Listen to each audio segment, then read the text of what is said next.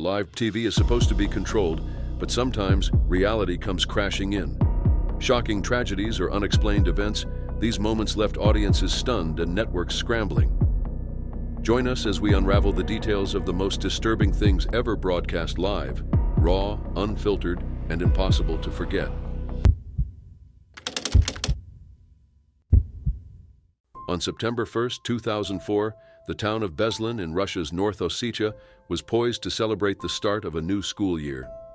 But instead of the usual laughter and flowers of the first bell ceremony, school number 1 became the scene of the deadliest school siege in modern history. In the days that followed, the world watched in horror as live television captured the unfolding tragedy of the Beslan school siege.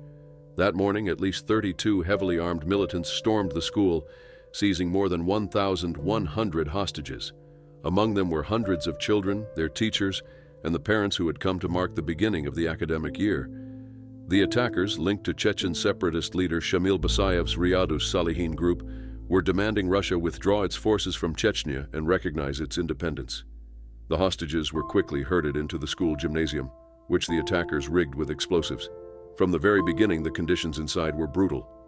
Hostages were denied food and water. Many were forced to drink urine to survive. Several people were killed early on, either during the initial assault or in the hours immediately after. As the siege dragged on for more than 2 days, the gym became a furnace of fear, exhaustion, and despair. Russian media broadcast chaotic scenes outside the school, terrified parents waiting helplessly, explosions echoing from inside, and paramedics rushing injured victims to makeshift hospitals. The events of September 3, 2004 gave Russia some of the most haunting images in its history. When a series of unexplained explosions erupted inside the building, Russian special forces decided it was time to intervene. What followed was a chaotic assault. The gymnasium's roof collapsed. Flames engulfed the room. Amid gunfire, explosions, and the crush of panicked movement, many hostages perished.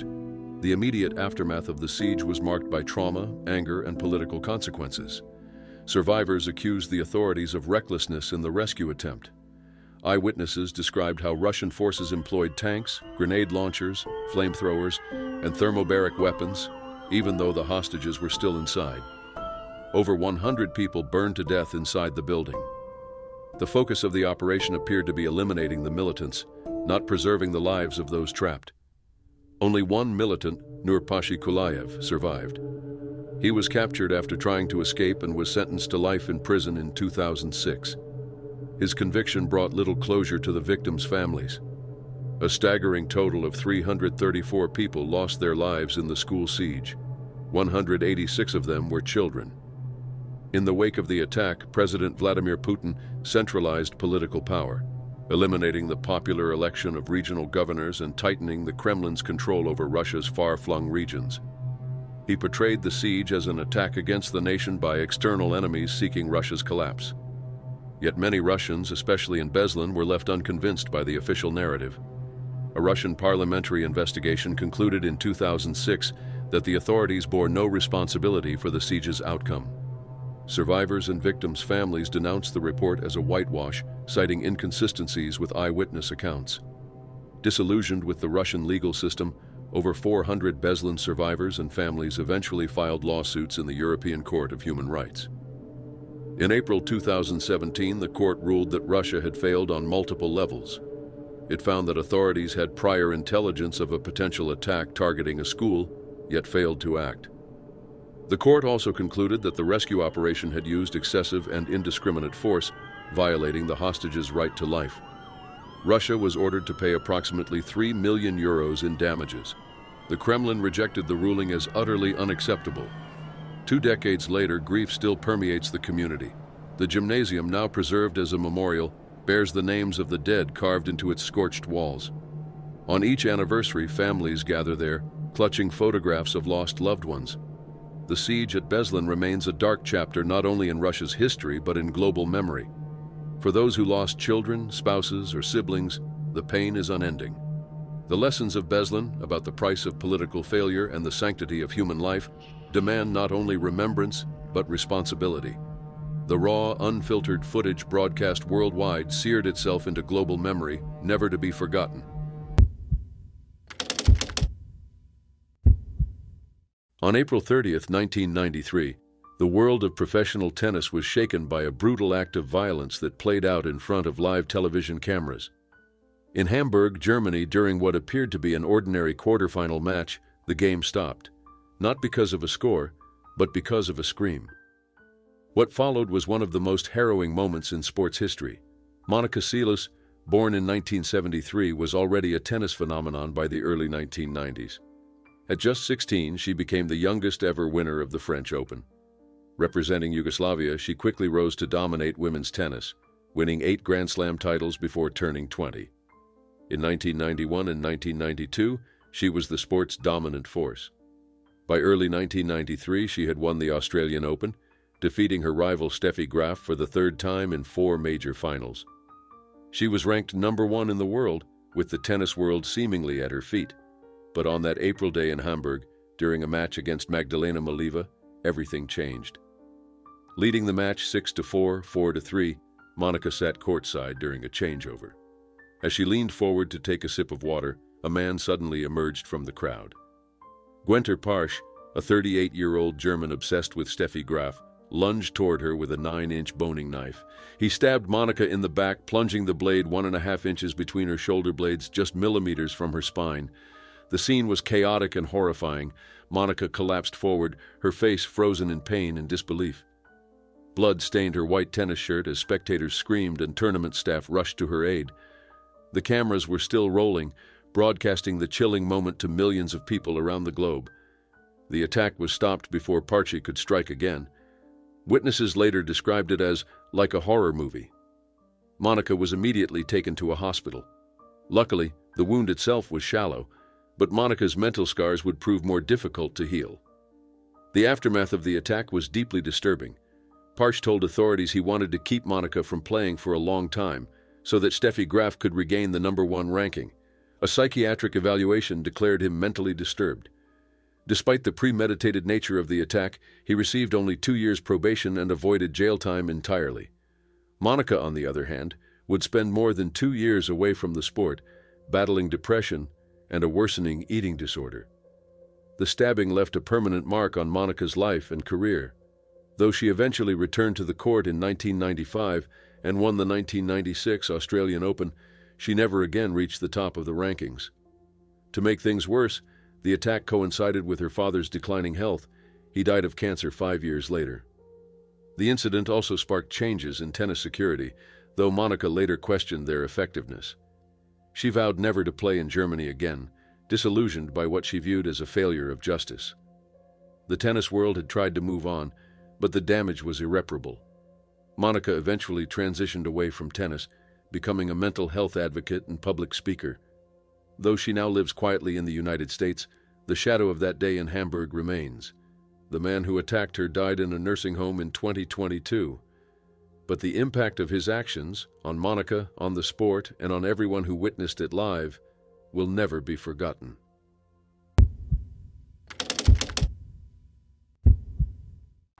On the evening of June 17, 1994, a moment unlike any other in American television unfolded. With the nation already gripped by the brutal deaths of Nicole Brown Simpson and Ronald Goldman, a white Ford Bronco moved slowly across California freeways with police in pursuit. Inside was O.J. Simpson, once a football legend and now a fugitive, holding a gun to his head as millions watched in real time. It was not just a chase. It was the unraveling of an American icon in front of a stunned and divided nation. Orenthal James Simpson, known simply as O.J., was more than a former athlete. He had been a football sensation, winning the Heisman Trophy at USC and dominating the NFL with the Buffalo Bills before retiring with the 49ers. He was the first to rush over 2,000 yards in a 14-game season and held records that stood for decades. Off the field, he was a charismatic public figure, an actor, sportscaster, and spokesperson, a beloved face in American households. But that image collapsed when he was named a suspect in the killings of his ex-wife Nicole and her friend Ron Goldman, found stabbed to death outside Nicole's Brentwood condo on June 12, 1994. Simpson had been scheduled to surrender to police at 11 a.m. on June 17 after learning he would be charged with first-degree murder. His lawyer, Robert Shapiro, arranged the time, and authorities delayed arresting him to allow a mental health consultation, fearing he intended to end his life. But by the time officers arrived, Simpson had vanished. As law enforcement declared him a fugitive, a manhunt began. News spread quickly. The LAPD held a press conference and broadcast a plea. Simpson was armed, unstable, and missing. Hours later, his white Bronco was spotted. It belonged to Al Cowlings, Simpson's former teammate and close friend, who was now behind the wheel. Simpson was in the back seat, holding a loaded .357 Magnum to his temple. The vehicle crept through Los Angeles at a steady 35 miles per hour. Police cruisers followed in silence as television helicopters broadcast the pursuit live. 95 million Americans tuned in, transfixed. Crowds gathered on freeway overpasses with signs that read, "Run, OJ, run," and "Save the juice." Inside the Bronco, the situation was grim. Friends attempted to reach Simpson by radio and phone, pleading for him to stop. A sports broadcaster connected him to his former coach John McKay, who begged him to surrender. Detective Tom Lang also managed to speak with him, urging him to discard the weapon and think of his children. Shapiro, Simpson's lawyer, went public with an emotional appeal, warning the country that Simpson might take his own life on live television. In a letter left behind, Simpson proclaimed his innocence, spoke of his love for Nicole, and asked the media to leave his children alone. The chase lasted roughly 90 minutes, ending at 8 p.m., when the Bronco pulled into Simpson's Brentwood estate. His son Jason ran out to greet him, while 27 SWAT officers stood ready. Still, Simpson did not exit the vehicle. He remained inside for another 45 minutes, speaking with his mother on the phone and reportedly drinking a glass of orange juice. When he finally surrendered, officers discovered $8,000 in cash, a change of clothes, his passport, disguise materials, family photos, and the handgun. The scene outside his home was surreal. A crowd of 300 onlookers cheered. Simpson's family, overcome with emotion, embraced and wept. Though he was taken into custody peacefully, the country remained shaken. Simpson was watched closely at Los Angeles County Jail, where authorities feared he would attempt to end his life. The slow-motion chase became a symbol of the power of media. The trial that followed would be dubbed the trial of the century. Though he was acquitted in 1995, the chase remained for many the most haunting chapter in a saga that forever altered America's understanding of fame and justice. Simpson died on April 10, 2024, from prostate cancer at the age of 76, but the image of him in that white Bronco remains.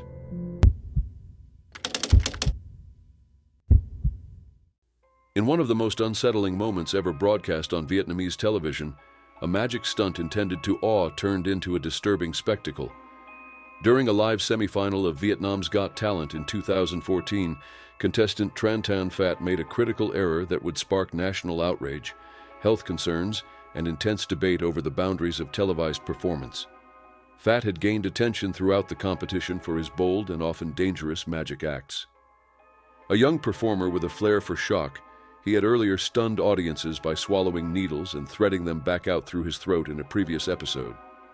That earlier stunt had won praise and applause, elevating his profile and cementing his reputation as one of the show's most daring participants. On January 11th, during the fourth semifinal night broadcast on national channel VTV3, Phat attempted what would become his most infamous performance. His trick involved 5 small glasses, each filled with a colorless and odorless liquid. 4 contained water, and 1 contained a diluted form of sulfuric acid. Before the act began, jury member Huy Tuan shuffled the glasses behind Phat's back. The intention was for Phat to drink safely from the 4 water glasses, avoiding the one containing acid. No one except Tuan knew which glass held the acid. Phat drank confidently from the first glass, water. But then came a fatal error. His second selection was the acid. The reaction was immediate and chilling. His face changed, his body tensed, and he quickly spat the liquid out, instinctively covering his mouth with his hand. Judges and the audience were visibly horrified. Viewers across the country watched as his expression twisted in pain and confusion. Medical staff rushed him from the stage, and Phat was immediately hospitalized. According to the organizers, he had only briefly held the acid in his mouth and sustained minor burns to his lips and the tip of his tongue. A doctor later confirmed that with proper medication and by avoiding hot or spicy food, Phat would recover within 10 days. Although he was discharged from the hospital, he was kept under further observation by the show's team. The stunt had reportedly been rehearsed without issue. Organizers maintained that safety measures were followed and that the act had been carefully vetted. However, the incident quickly ignited criticism. Many viewers and media outlets questioned whether such dangerous performances should be permitted on national television, particularly in a show with broad viewership, including children. Some online commentators even speculated that the mistake might have been intentional, a ploy for attention and votes. Juror Thon Locke and host Van Hugo echoed these suspicions in published statements, suggesting Fat may have known which glass contained the acid due to its slightly different fill level. Still, the danger was real, as the injuries the magician suffered proved. What was meant to be an evening of entertainment ended as a grim reminder of the risks involved in pushing the limits of televised performance. Meanwhile, the controversy continued to ripple through social media, where questions of accountability and safety standards in televised entertainment were debated long after the cameras stopped rolling.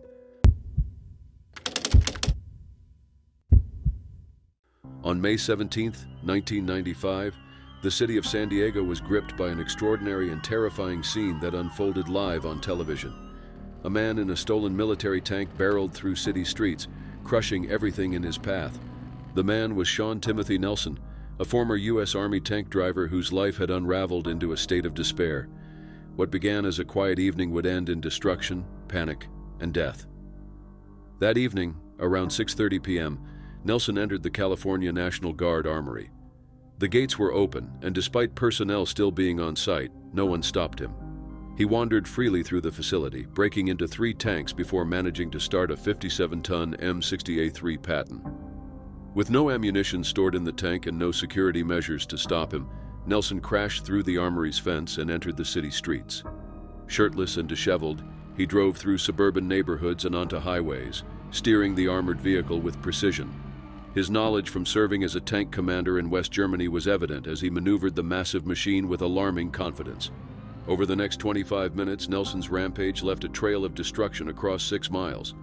He crushed approximately 40 parked vehicles, flattened traffic lights, toppled street signs, and sheared fire hydrants, sending geysers of water into the air.